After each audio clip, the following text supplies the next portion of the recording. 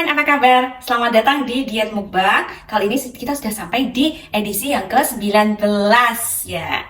Oke, nah sekarang kita di edisi yang ke-19 ini kita akan ngomongin apa ya?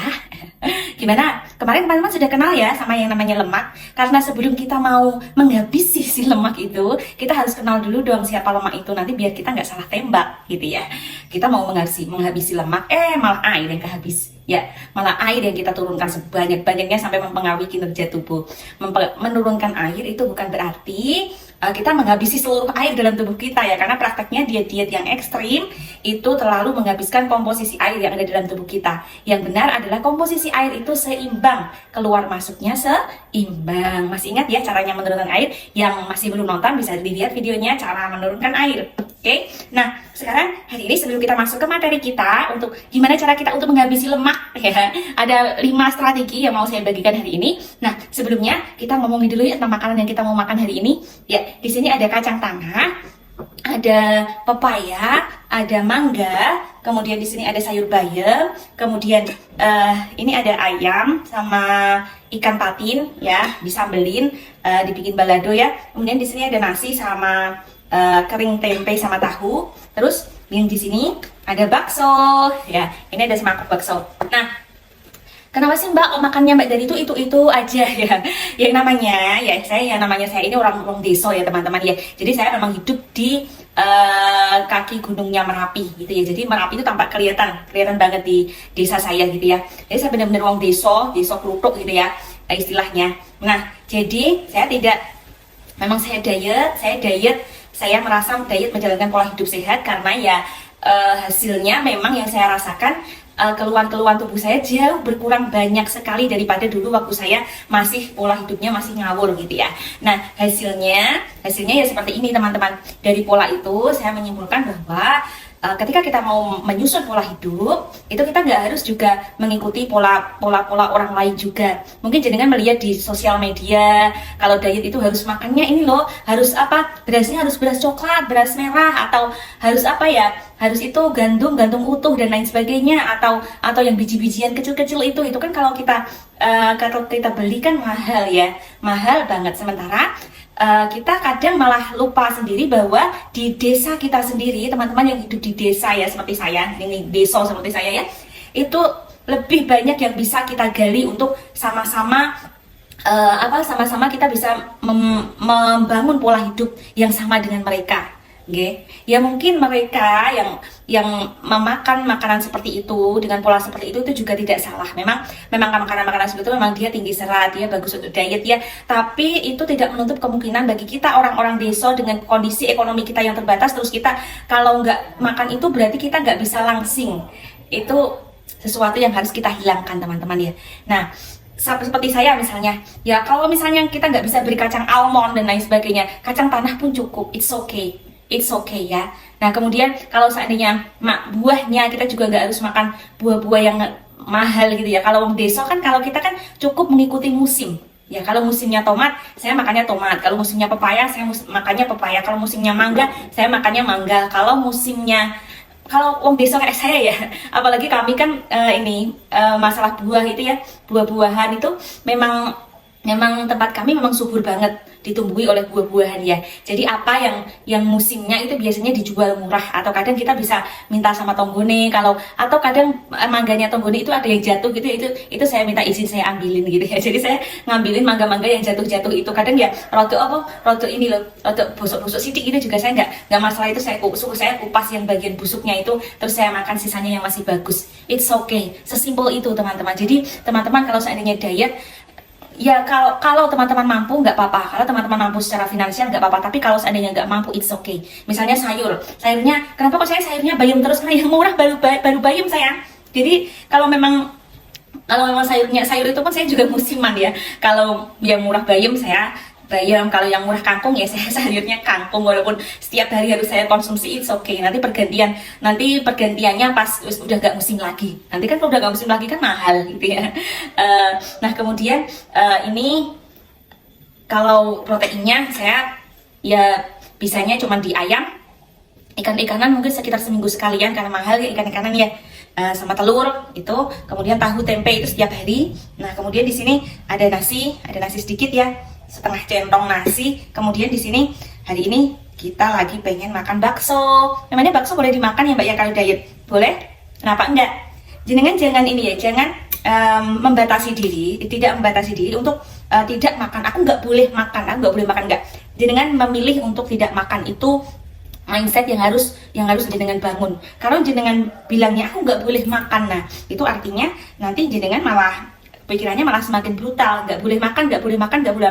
Sesuatu yang dilarang itu biasanya justru akan memicu kita untuk kita brutal gitu ya. Kayak anak-anak yang terlalu banyak dilarang, itu bukan solusi untuk apa? Bukan solusi untuk membuat si anak itu untuk jeda tidak melakukan itu.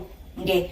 Tapi kan yang perlu kita tanamkan adalah terus menanamkan. Kenapa kita tidak memilih untuk melakukan itu? Kenapa itu kadang orang tua kadang lupa ya untuk menanamkan kenapanya itu, sebabnya apa itu anak-anak merasa anak-anaknya harusnya kamu itu sudah paham ya, padahal anak-anak kondisinya belum paham. Nah itu ya teman-teman ya. Nah, untuk makan bakso biasanya teman-teman akan disajikan mie. Nah, triknya untuk makan bakso itu mie-nya teman-teman makan ya. Mie-nya, nah kesalahan kita saat makan bakso itu biasanya rata-rata kita makan bakso dengan posisi yang makan bakso dengan yang nggak sabar gitu ya. Mie itu, kenapa kok mie itu memicu kegendutan ya? Karena kebanyakan orang kalau makan mie sekali slep masuk ya, tanpa dikunyah. Kadang ada beberapa yang tanpa dikunyah. Kalau makan mie biasanya kan sambil ngobrol ya sama temennya, sambil ngobrol gitu ya. Nah kan nggak sadar kalau kita makannya sambil ngomong itu kan ngerti mie-nya langsung tertelan di tenggorokan, itu kan kita nggak sadar makan, apalagi ngomongnya terus aku gini loh ya, langsung masuk gitu ya. Nah itu namanya teman-teman melewati proses yang sangat sakral, yaitu mengunyah. Jadi kalau teman-teman mau makan mie, sekalipun itu di mie ayam atau di bakso, itu kunyah dengan benar. Mie-nya kayak rasanya sampai jadi manis gitu di dalam sini ya, di dalam mulut ya, sampai mulut benar-benar mengolah mie itu dengan sempurna. Nah seperti itu ya teman-teman ya. Jadi boleh makan bakso Mbak, boleh ya, tapi hati-hati ketika makan mie-nya. Itu pun harus dengan, karena mie ini juga termasuk karbohidrat, nah itu pun jenengan makannya mungkin nggak bisa sering-sering ya.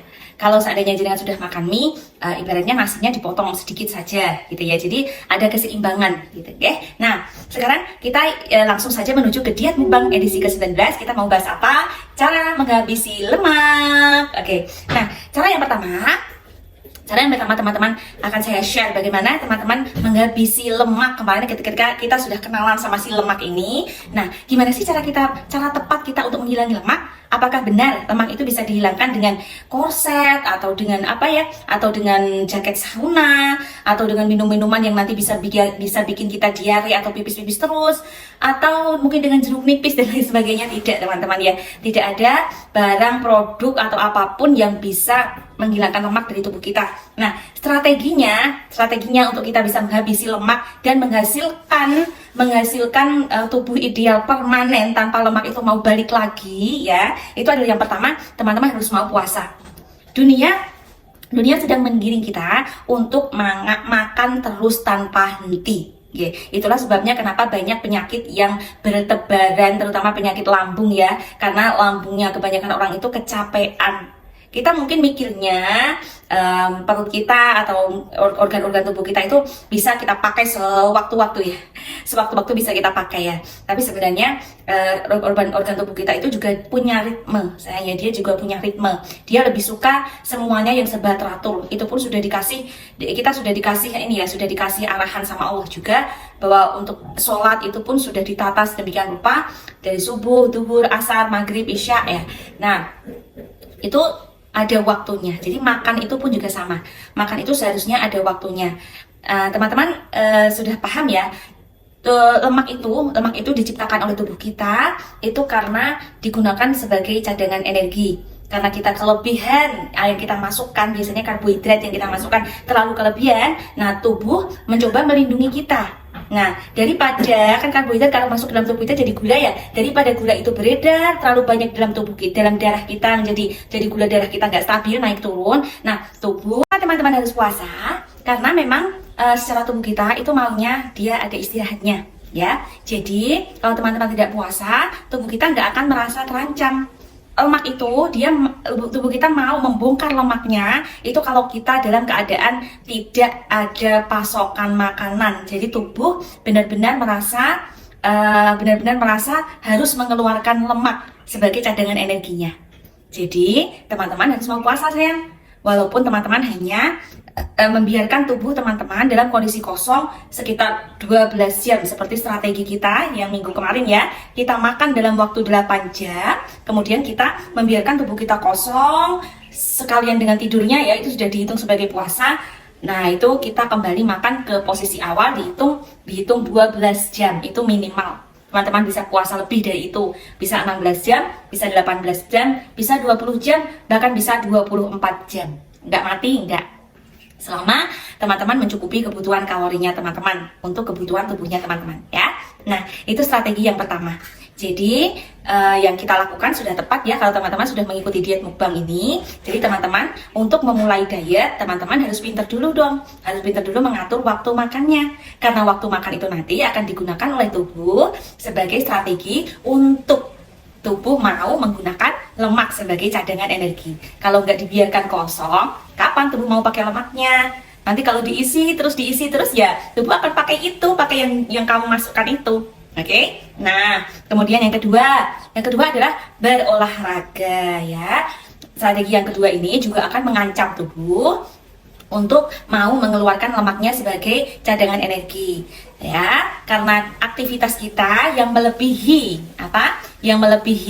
dari kalori yang kita masukkan ya, karena kita mau berolahraga, jadi tubuh kita loh kok kayak kamu masukkan kok kurang sih. Aduh, kamu olahraga lagi. Waduh, ini harus kita keluarkan ini cadangan energinya. Ayo lemak kita bongkar dulu lemaknya. Ayo cepat ini yang punya lagi sedang berolahraga. Nah, olahraga dibagi menjadi dua. Ada satu olahraga beban. Kemudian yang kedua adalah olahraga kardio. Karena olahraga beban ini tubuhnya dengan akan berfokus pada pada pembakaran gula dulu ya. Jadi gula itu adalah kalori yang jenengan masukkan. Nah, kalori yang jenengan masukkan setiap hari itu akan dihabisi dulu dengan latihan beban. Nah, dari situ setelah gulanya terhabiskan dari latihan beban itu, kemudian aktivitas-aktivitas lain jika jenengan aktif dalam pekerjaan jenengan atau jenengan menambahkan aktivitas kardio, nanti kemungkinan besar setelah jenengan latihan beban kemudian beralih ke kardio itu yang membuat yang membuat tubuh kita ngos-ngosan, dia memang menggunakan jantung ya. Aktivitas yang menggunakan jantung kardiovaskular, teman artinya kan jantung ya. Nah, itu kemungkinan besar tubuh akan menggunakan lemaknya sebagai cadangan energinya ya. Nah, itu bisa dengan pakai strategi digabungkan antara latihan beban dan latihan kardio, itu bisa. Atau mungkin hanya latihan kardio saja, it's okay. Untuk jenengan yang masih belum mau latihan beban, jenengan bisa mulai dengan lari-lari kecil atau dengan jalan kaki ya, atau dengan jalan kaki dulu yang terlalu obesitas ya, bisa dengan jalan kaki dulu. Nah, kardio tok itu pun juga sudah bisa membuat tubuh jenengan mau membongkar lemaknya sebagai cadangan energi. Karena saat kita berlatih kardio, itu tubuh kita biasanya kita ngos-ngosan ya, jadi kita ada kekurangan oksigen di sana. Nah, tubuh untuk bisa mengambil oksigen lebih banyak lagi, itu juga bisa menggunakan lemaknya sebagai energi untuk mengambil oksigennya itu lebih banyak lagi. Nah, itu strategi untuk menghabisi lemak yang kedua, ya, dengan berolahraga. Lakukan dengan konsisten minimal 4 kali dalam seminggu. Jadi kalau olahraganya seminggu sekali, kira-kira tubuh mau nggak ya mengeluarkan lemaknya sebagai cadangan energi? Nah, nanti akan kesulitan. Akan kesulitan karena tubuh maunya, karena jenengan yang memasukkan kalori setiap hari, jadi kita usahakan juga mengeluarkannya ya setiap hari, minimal seminggu 4 kali lah, rest day-nya 3 hari. Nah, kemudian yang ketiga, teman-teman beraktivitas yang lebih ya, yang teman-teman masukkan kira-kira seberapa. Kalau teman-teman makannya banyak, opo-opo melebu ya, apa-apa mau masuk ya, teman-teman juga apa-apa mau keluar gitu ya. Jadi enteng gitu ya, merasa melakukan semua pekerjaan jadi enteng karena sudah memasukkan kalori yang banyak ke dalam tubuh kita. Jadi oke lah aku makan banyak, tapi kan aku kan kerja keras juga, karena aku butuh tenaga untuk bekerja juga. Nah kalau kita ibu-ibu kan seharusnya tubuh kita itu pinter ya. Tubuh kita memang pinter menyimpan lemak ya, gampang banget menyimpan lemak. Tapi itu kan juga sesuai dengan pekerjaan kita. Nah lihat saja ibu-ibu rumah tangga ya, dari bangun tidur sampai nanti mau tidur itu pekerjaan tidak ada hentinya,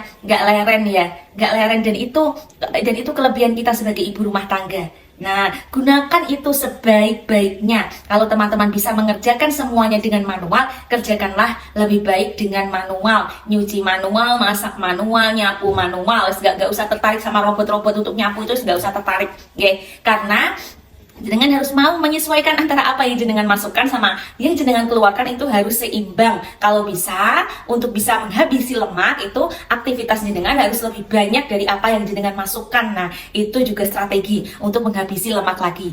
Yang masih kebanyakan mager, yang masih banyak menggunakan alat-alat yang meringankan pekerjaan rumah tangga, stop it, oke? Berhentilah dan beralih ke manual. Ayo dong digunakan tangannya. Tangan kita itu ototnya gede ya. Kemudian paha kita, kaki kita, bokong kita itu ototnya gede. Memang Allah mendesainnya supaya kita apa? Supaya kita mau gerak. Karena Allah tahu tugas kita itu banyak banget. Ayo dong disesuaikan dengan ciptaannya Allah. Nah, kemudian yang keempat strategi untuk buang lemak lagi adalah dengan apa? Dengan makan protein. Kebanyakan dari kita sangat masih kekurangan protein. Kita paham ya, mungkin untuk yang ekonominya di bawah menengah, mungkin untuk mendapatkan protein agak kesulitan. Itulah sebabnya kenapa banyak orang Indonesia, negara kita ya, kebanyakan masyarakatnya kekurangan protein ya. Padahal kita kan negara maritim, negara ikan, tapi kenapa kok rakyatnya masih kekurangan protein? Itu tanda tanya besar ya. Kenapa rakyatnya nggak suka makan ikan? Nah, padahal itu sangat penting untuk komposisi tubuh kita, karena tubuh kita itu disusun dari protein. Makanya kalau kita mau sel-selnya bagus, mau kekuatan kita bagus, itu ya seharusnya memang kita makan protein sayang. Nah dari protein itu dia nanti akan membentuk otot, Nah otot ini adalah digunakan untuk tubuh kita sebagai strategi sayang, strategi biar tubuh nggak gampang menyimpan lemak. Setelah dari puasa tadi ya, puasa buang lemak, kemudian olahraga mengancam tubuh kita untuk menggunakan lemak ya, kemudian aktivitas harian yang lebih juga mengancam tubuh kita untuk menggunakan lemaknya. Nah ini kita yang strategi yang keempat ini kita bikin wadah yang lebih banyak untuk bisa menampung energi yang kita masukkan setiap hari. Kalori yang kita masukkan setiap hari bisa tertampung di dalam otot kita. Jadi kalau otot kita besar, kalau otot kita gede, daging kita banyak, itu nanti tubuh nggak gampang melemparnya ke dalam lemak gitu ya sayang ya. Jadi jangan dikasih apa? Jangan dikasih wadah lagi. Kalau jenengan sudah bisa membuangnya, ya bentuklah otot yang lebih banyak melalui makan protein. Teman-teman bisa meningkatkan makan protein, misalnya menu pagi dengan telur, menu siangnya dengan ayam, menu sorenya mungkin dengan ngemil kacang-kacangan atau tahu atau tempe dan lain sebagainya. Monggo silahkan dilebihkan proteinnya ya. Karena selama ini makanan kita terlalu low protein banget. Kemudian yang kelima strategi yang terakhir kita adalah apa? Menjaga pola pikir kita untuk kita nggak terlalu stres ya. Karena stres itu dia memicu hormon kortisol, hormon stres. Hormon stres itu bisa memancing lemak untuk hadir di dalam tubuh kita. Makanya kebanyakan orang yang stres itu bukannya yang kurus ya, stres yang kurus itu kan dia karena stres dia nggak mau makan ya, sampai nggak mau makan sampai depresi yang berat gitu. Tapi kalau stres yang nggak terdeteksi, yang nggak terlalu berat ini justru malah bahaya sayang ya. Stres maunya makan terus ya, karena tubuh memang kayak kecapean terus menuntut makan terus gitu ya. Nah itu juga akan menghadirkan lemak lebih banyak di dalam tubuh kita. Nah setelah kita berhasil menghabisi, setelah kita berhasil memaksa tubuh kita untuk menggunakan lemaknya, nah jangan hadirkan lemak lagi melalui pola pikir kita yang kita bangun dengan sempurna ya. Kita bangun dengan santai gitu ya teman-teman ya. Teman-teman menghindari yang namanya apa? menghindari yang namanya suka ngomongin orang, suka apa ya, suka menyimpan informasi yang nggak penting di dalam otak kita. Itu kadang juga bikin stres ya. Kita terlalu scroll itu kan sebenarnya memenuhi otak dengan hal-hal yang tidak penting. Nah itu teman-teman hindari semuanya, ngomongin orang sana sini. Nah itu juga sama, itu juga akan memicu stres kita. Fokus pada diri kita sendiri, pada keluarga kita, pada anak-anak kita, pada suami, itu sudah cukup. Itu sudah cukup untuk kita kapasitas otak kita itu dipakai untuk itu aja gitu ya. Jadi nggak usah mikirin yang lain-lain, itu nanti malah justru memancing otak kita untuk slow, untuk lemot ya teman-teman ya. Nah sekarang kemudian teman-teman juga belajar tentang bagaimana mengendalikan emosinya teman-teman. Kita lebih bisa cerdas secara emosi kita. Kalau teman-teman mau lebih lanjutnya, teman-teman bisa baca buku-bukunya Daniel Goleman ya, yang Emotional Intelligence. Itu yang benar-benar teman-teman nanti akan diasah bagaimana teman-teman cara menghadapi emosinya teman-teman ya. Oke, itu sangat penting banget soalnya. Nah semua ilmu itu juga nanti akan berhubungan dengan yang namanya dietnya teman-teman. Mau itu ilmu tentang olahraga, ilmu tentang makanan, ilmu tentang pengendalian emosi, semua ilmu itu teman-teman masukkan ya, karena itu sangat penting banget. Nah, sekian ya teman-teman video dari saya, Diet Mukbang edisi ke-19. Jangan lupa like, comment, share, and subscribe video ini untuk menghasilkan video yang lebih berkualitas lagi tanpa ada suara sini sana sini masuk. Nah, jangan lupa saya review lagi bagaimana teman-teman bisa menghabisi lemaknya teman-teman. Yang pertama, puasa. Yang kedua, berolahraga. Yang ketiga, meningkatkan aktivitas harian. NEAT-nya, non-exercise activity thermogenesisnya diaktifkan. Kemudian yang keempat, teman-teman makan lebih banyak protein. Yang kelima, menjaga pola pikirnya teman-teman. Teman-teman cerdas secara emosional. Bye.